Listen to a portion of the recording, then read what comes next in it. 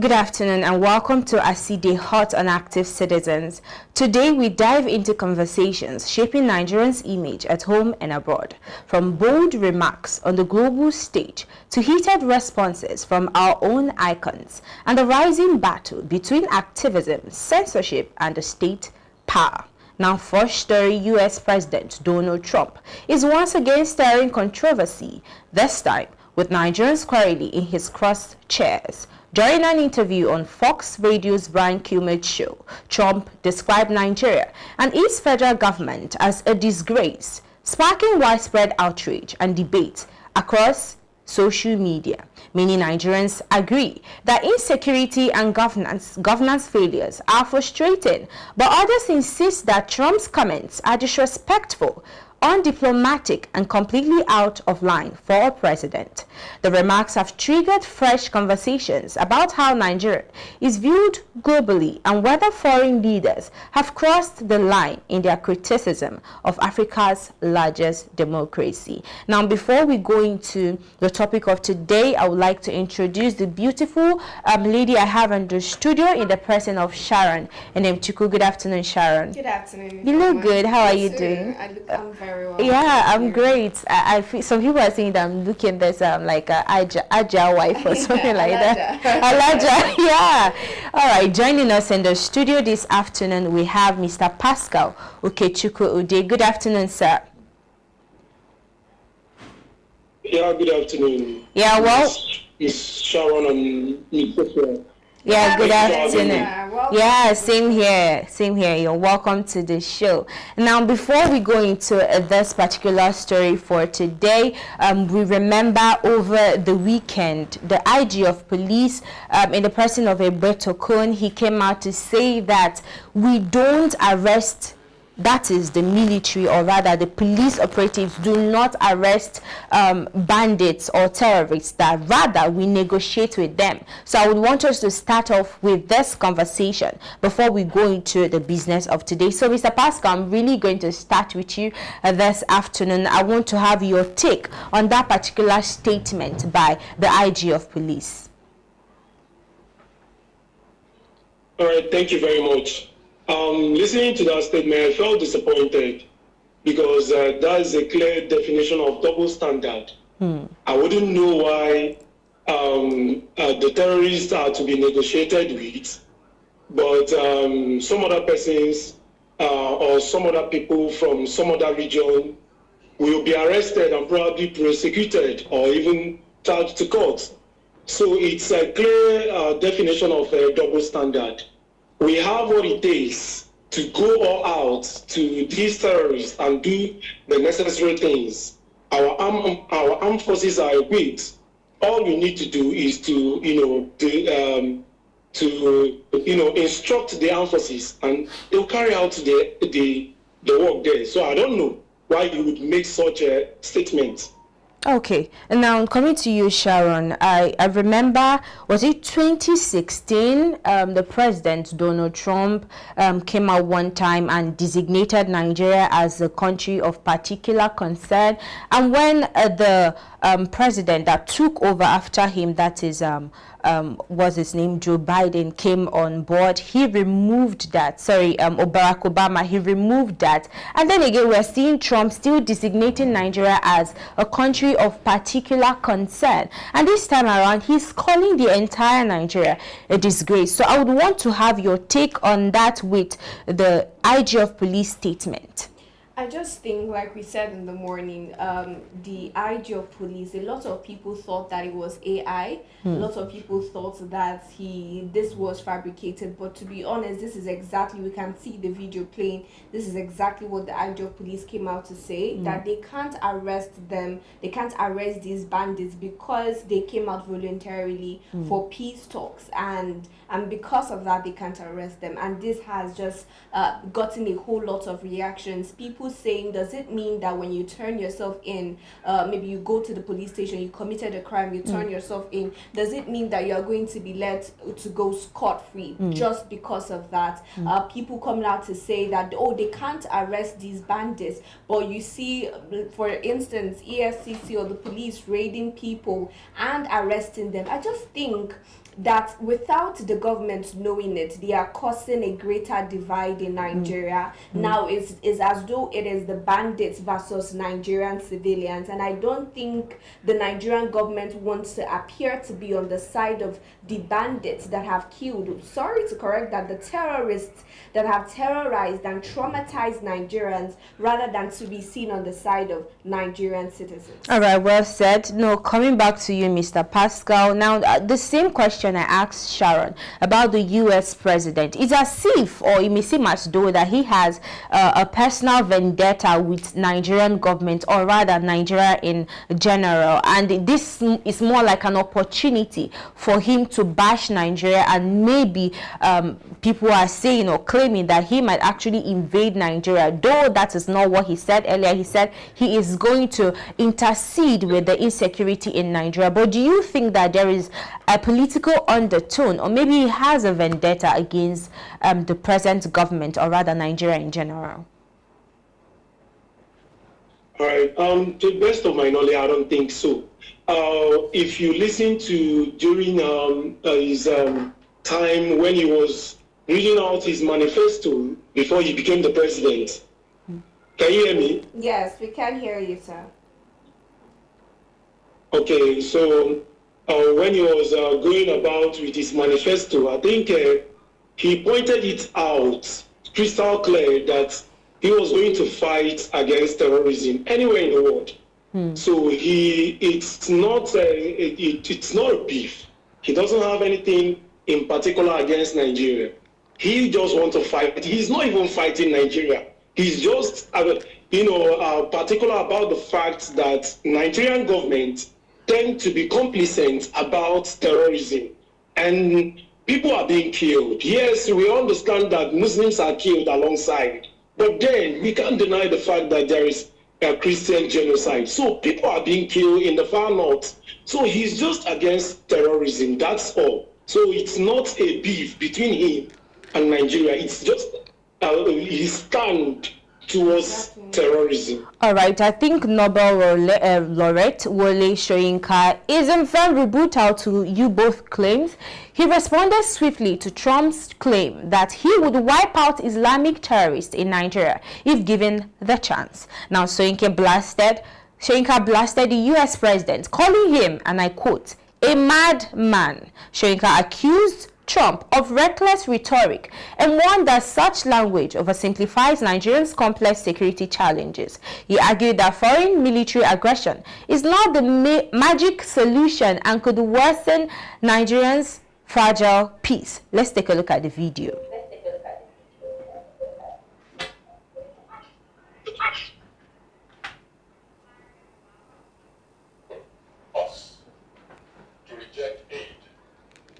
Solving any problem, whether economic, cultural, religious, there's a possibility of allying for one another. We should take it. But because I'm here, some difficulties, I will not accept aid from a madman. That's all I'm doing. And my definition of a madman, a woman for that matter, is one who, when he or she says, I'm helping you, is actually complicating your problems for you on so many levels. We know why he's talking. It's because when he's talking about Trump, it's because he doesn't want to criticize. I mean, how do you deal with Nigerians like that? So the problem is on so many levels, including especially the level of the citizens of this nation. I request me the first female copper to serve in a cemetery as a manager. And now we could clearly where Soyinka is saying that Nigeria truly is facing some challenges, but that because of that we can't take aid from a madman. Because a madman cannot solve insecurity in Nigeria. And this is coming after he relinquished his visa from US. He's no longer a citizen, according to him, of the US. Now, I know that sparked a lot of reactions on social media, but let's just focus on the topic of today. It may seem as though he has personal disputes with the president, or the president Donald Trump. That's why he's coming out to make this comment, and a lot of persons are disappointed by his statement. But I'll start with you, Sharon. What's your take on that? Like you rightfully said, his visa has been revoked, right? Now, the revocation letter from the U.S. consulate in Lagos, which is dated 23rd October 2025, and we talked about it, what transpired, and especially we saw the interview where Wole Soyinka called a press conference talking about the fact that he has no criminal records. They didn't give a reason as to why his visa was being revoked, and he has no clue why that happened. So that's that. And also, just to add to that, we also saw the fact that the National Theatre in Lagos, Igomu, has now been renamed to Wole Soyinka Center for Culture and the Creative Arts. Now, these are two, I'll call it twin stories. They are quite similar in the sense that, one, that revocation of his visa, it got a lot of attention, right? And I also remember watching that particular day where he was to go accept that monumental sort of award, naming the National Theatre after him, and he said that he has been opposed to things like that, people naming things after them, trying to build a legacy even while they're still alive and all of that, saying that he has not believed in that but now would accept that.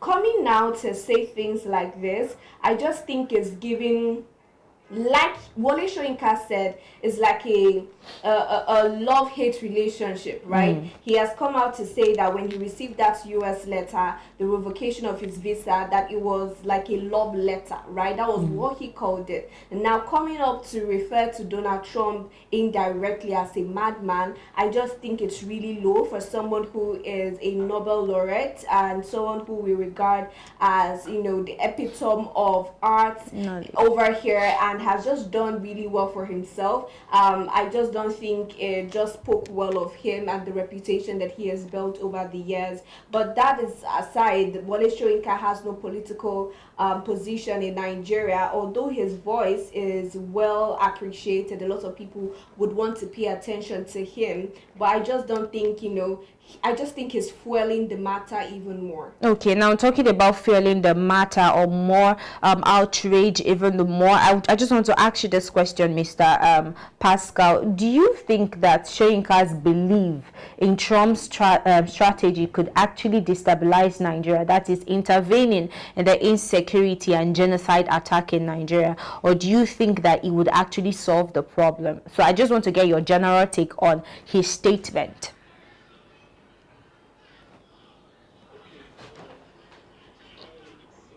Shameful to hear this from, and first of all, let's start with his visa. He shouldn't pretend like he doesn't know why it's revoked, and other you know, prominent persons that in Nigeria, Nigerians who their visas will be revoked, they are still going to come.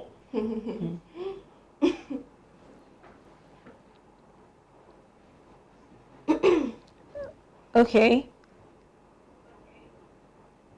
All right, still talking on the topic. I think Mr. Pascal. Now, how would you understand? Can you hear me? Yes, we can hear you now. Can you hear me? Yes. Yes, we can. All right. Okay. Like I was saying, during Jonathan's regime, we all knew what he stood for, his protest. He came out, the placards and all whatnot. Why would you now, in this particular administration, you will now stand low? You can't even come out until another country president is now speaking about, you know, the terrorism that is going on. Okay, you don't speak about that because probably, to the best of his knowledge, let's say that the incumbent president is doing well. I don't know why they are trying to paint this whole thing. Trump on it, Trump probably disregarded whatever he said. I think it will not even get to him. So the truth of the matter is that Trump, nobody knows his mind. Nobody knows whether he's going to come all out or not. But I believe that America has all the technological know-how to carry out anything against any terrorism in any country or in any continent. All right. So I believe that they can actually use the technology that they have to pinpoint wherever these terrorists are and do whatever they want to do with these terrorists. We welcome them. To be honest, myself, I welcome them. So I don't know. All right, I think Sharon welcomes them, and you welcome them. And yeah, I think one of our shows, I was actually asking which soup does he like, because I would love to make the soup for him. Nigerians are looking forward to maybe an intervention because this is really gotten out of hand. But let's just move over to the story. Meanwhile, back home in Nigeria, a different controversy is unfolding. Reverend Ezekiel Dachomo, a Plateau-based cleric known for documenting violence against Christian communities, claims he is being threatened by individuals within Asorok. According to him, he has received warnings to stop exposing Nigeria at the international level. He says government-linked actors are accusing him of misrepresenting the country and demarketing Nigeria. Let's take a look at the video.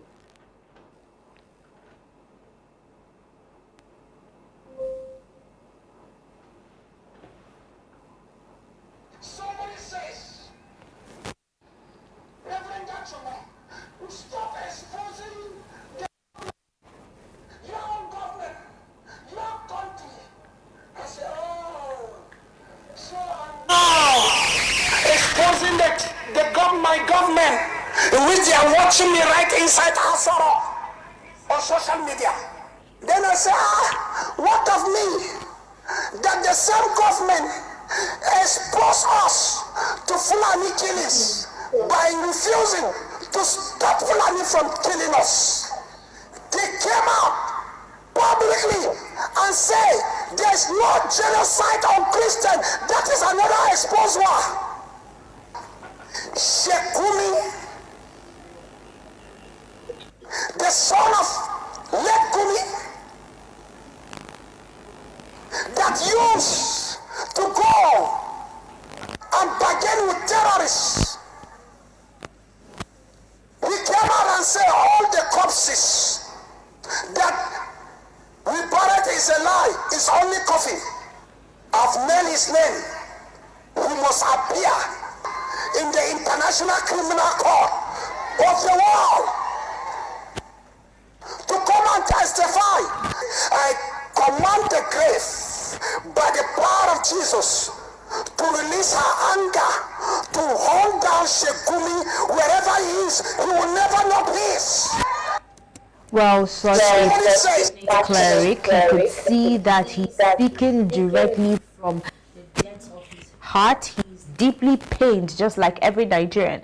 He's pained by the terrorism and the genocide attack targeted at the Christians. But I'm just going to ask, now this alleged warning, do you think, Sharon, that it does indicate an attempt to suppress criticism rather than addressing the killings he highlighted? I don't know how long the Nigerian government think that it can hide the truth. The Nigerian government, especially this present administration, has been big on trying to get people to cower, trying to silence people, trying to put fear, trying to intimidate them. If you are not joining their bandwagon, if you do not believe that Tinubu is the Messiah, they have that track record of just witch hunting every single person that is not on their side. And when I saw that video earlier, I'm like, okay, it took you long enough. Because from the moment, I think they just didn't know how far it would go from Ezekiel Dachomo Dachomo. I believe they didn't know that it would get to the length that it has gotten to, because when I saw that video, I mean, this was, I expected that, and I was asking myself, oh, it took them long enough to actually do this, because Reverend Ezekiel Dachomo has been a beacon, right? Highlighting, exposing the killings going on in northern Nigeria. And I really think it's insensitive when we have the likes of Sheikh Gumi roaming around and having the freedom of speech to utter things like the people that they are burying, the coffins that they are burying are empty and there are no people inside there. I really think it's just out of humanity. It's just separated from humanity. It sounds so inhuman when you would make comments like that. I don't have to be Muslim for you to feel for me.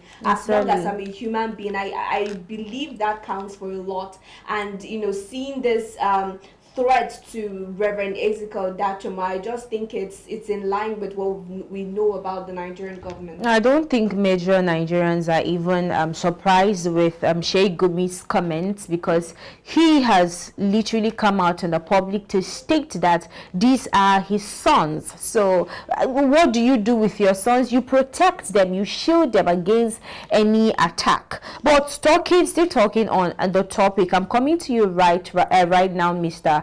Pascal. Now, this insecurity in Nigeria, and then Reverend Dachomo highlighting the massive killings in the north on northern Nigerians. Do you think is a form of demarketing Nigeria, or do you think is him exposing the truth that the government is supposed to accept and work hand in hand with him? I honestly think, thank you very much. I honestly think the Reverend is saying the truth. There is nothing like demarketing Nigeria here. The genocide is obviously taking place over there. It's not a rocket science. If we see it every now and then, also.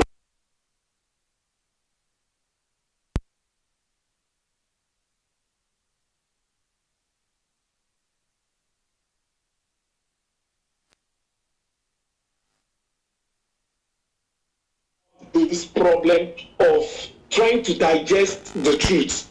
Whenever they hear the truth, they tend to want to silence it. They tend to work on manage the information that gets to the media. They don't want information that is going to bring bad image to the administration. What is the marketing in what this Reverend has been saying? You said that the corpses there are empty, as Gumi said. Gumi said that the corpse that was buried there are empty. He said, okay, come over, let's dig the grave. Dig and check whether these corpses are empty. What is the problem? All the things that he has said are all true. None is a lie. So I don't see the marketing that this administration just have a problem with, accepting and digesting the truth. And what they want to do now is to silence the Reverend. But they don't know that the Americans and the world also have a way of gathering their information. They have the statistics, just like our minister Ben was unable to provide the statistics and the number of Christians that are killed and the rest of them. And as a matter of fact, he brought shame to himself. So the truth of the matter is that these are all ways to trample on the truth and ensure that the truth doesn't come to light. All right, I believe the truth has actually come to light, but still speaking on silence. Reverend Dachomo equally came out to say that his social media handles have been taken down. Now, I had to do little digging. I went into his Instagram account. I noticed that most of the videos have been taken down, and I went further to check his Facebook account. I equally noticed that he has, I think, up to 4 to 5 videos there, and he came out, he said that there is this particular video he was trying to expose the killings in the north have already been taken down. It has already been deleted, and it's more like confirmation that the federal government or the government of the day have actually taken down his account. And I'm coming right back to you, Sharon. What does this controversy reveal about the trust gap between citizens and the Nigerian government? You see, that's why I said earlier that it's there is a narrative that is going on now, which is being sponsored by the Nigerian government themselves unknowingly. So there is a divide that they are causing, a divide between it's the bandits, the terrorists versus Nigerians. And I am telling the Nigerian government to try as much as possible to not appear as though they are on the side of these bandits, because that is what it is looking like right now, especially what we're seeing now. We have the likes, like we just mentioned, of the Muslim cleric Sheikh Gumi, who has come out to say some really questionable things with his accounts left untouched. He has not been called for questioning, and he is moving about freely like a normal Nigerian citizen. And we have the likes of Dachumo, who we're hearing now that his account has been taken down, and his social media, his videos as well, has been taken down because they say he is demarketing Nigeria. And I'm just asking, wouldn't it, if I run an organization, or if I own I run a family, or I am a mother in a family, and someone is accusing, saying that the reason my kids are dying is because some people are involved, they're being killed and they're being targeted at, and someone is coming to tell me, oh, that's not true, wouldn't it be on the safer and the wiser side to ensure that at least that person is not lying, and to call that person and protect? Because I would have no benefit in shutting that person up, because it would just be that tomorrow I'll find out that all my kids are gone because I refuse to listen to one person. I just think that the Nigerian government are painting a picture they are not ready to stand. It's quite obvious. Now, still on insecurity, a Nigerian military wife known on TikTok as Everything Woman is calling out what she described as Nigerians' disturbing indifference to the death of its own soldiers. In a video posted online, she expressed deep frustration after the reported killing of Brigadier Uba in Maiduguri, a senior officer whose death should have shaken the nation, but instead of sympathy, outrage, or national reflection, she says she met silence. According to her, she waited online for hours, hoping to see messages that would give her hope, reminders that Nigerians still care about the military. But what she saw was a country more condemned or concerned about celebrity scandals than lives of its defenders. Let's take a look at the video. I've been alert this morning, waiting to see something that will give me hope.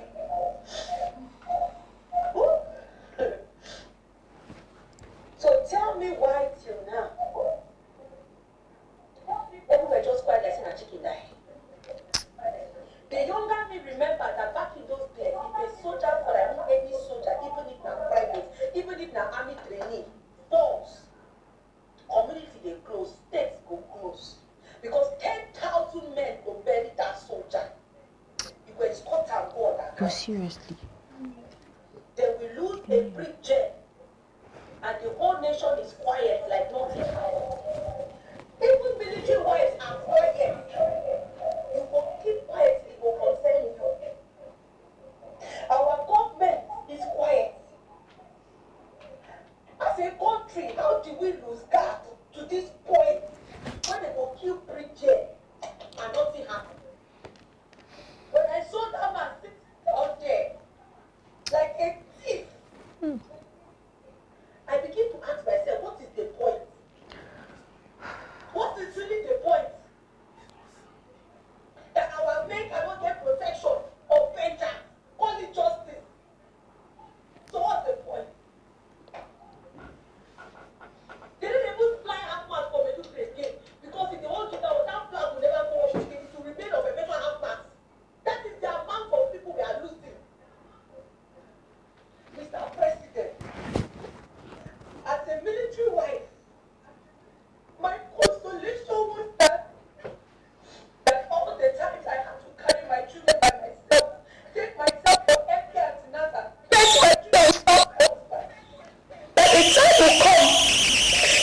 do in 35 years, and I will have him back. And every birthday he has missed, every anniversary I had to do alone, every night I had to sleep alone, every mother and father work I don't do, is because one day I will get him back. He will pay his dues. That has always been my consolation. So tell me now.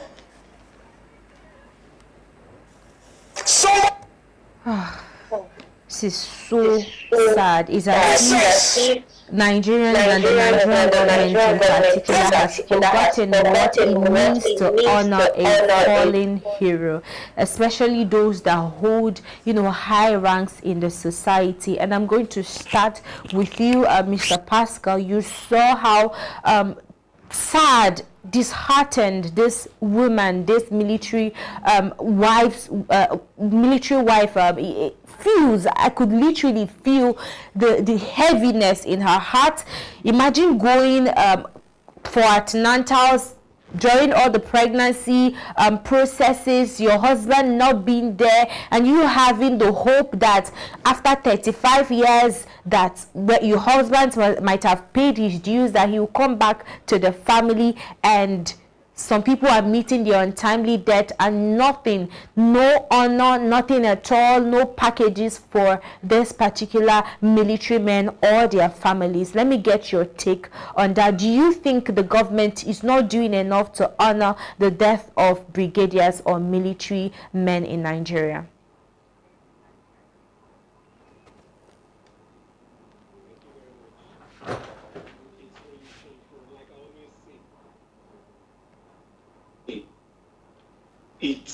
It's really shameful.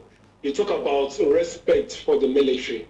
The other day, we were talking about what transpired between the FCT minister and the 3-star general, Yerima. I don't know why each time we get this double standard. It's really appalling that, of course, we all know that there's nothing that can be used to replace life, a lost life, no doubt. But then, someone just like you've stated, someone who has devoted his life, his time, his energy, everything to serve this country, to defend this country, and the person lost his life in the line, and that is that. It just ended that way. Nothing was discussed about it, nothing was done about it. And someone comes out and the person is defending the perpetrators of this act, of this crime. I don't know whether this country is a joke. In fact, the Trump calling us a disgraced country is an understatement. Because the way we tend to paint the whole picture of everything, it is painful. Anytime I talk about it, I feel pissed, honestly. A military man was killed in a disgraceful manner, and there's nothing that was done about it. And looking at it critically, you discover that it is in the military that they were able to disclose his location. Because he was able to escape them initially, and at the end of the day, his location was now. I feel pained about this country. We need intervention. Honestly, it's about time. If there is any time that we need an intervention, it is now or never. And one more thing, I fear for the life of that woman. I fear for her life. I fear for her safety, because for her to come out like that and speak, I fear for her safety.